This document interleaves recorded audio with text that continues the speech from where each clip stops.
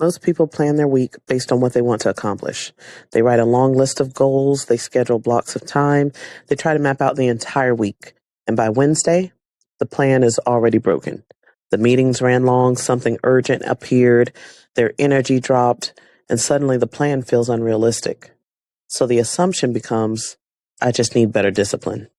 But in many cases, the real problem is simpler. You didn't plan based on capacity.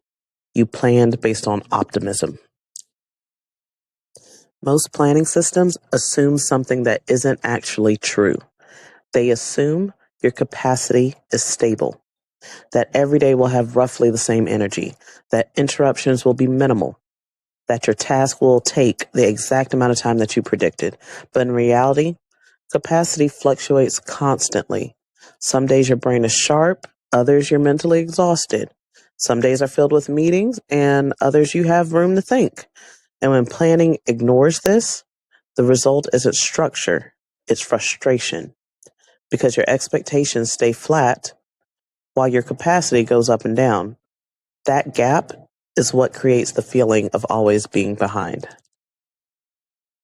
Planning based on capacity starts with a different question.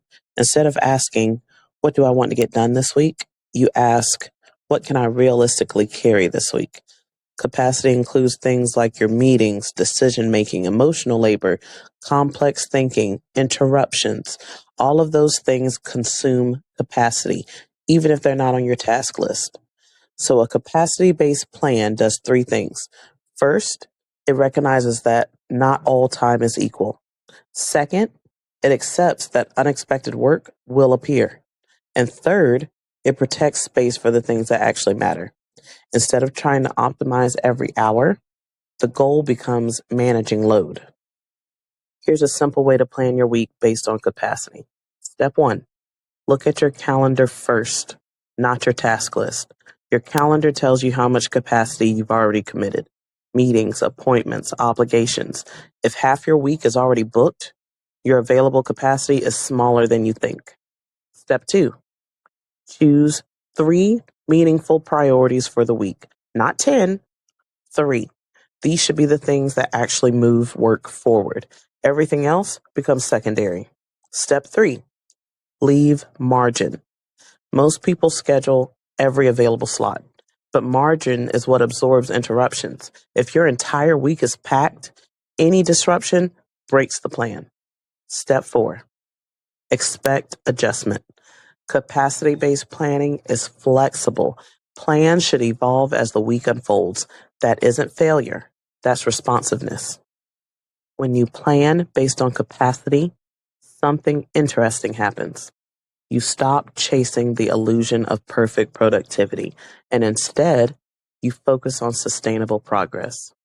Some weeks will be high output weeks, some weeks will be maintenance weeks, and that's normal. Capacity planning doesn't eliminate busy weeks, but it does remove the constant feeling that you're failing your own plan, because the plan is now grounded in reality. Most productivity systems focus on time, but time isn't always the limiting factor. Capacity is. And when planning starts with capacity instead of optimism, something shifts. Your plans become more realistic. Your workload becomes more manageable. And progress becomes more consistent. Planning your week based on capacity isn't about doing less. It's about making sure the things you carry are actually carryable.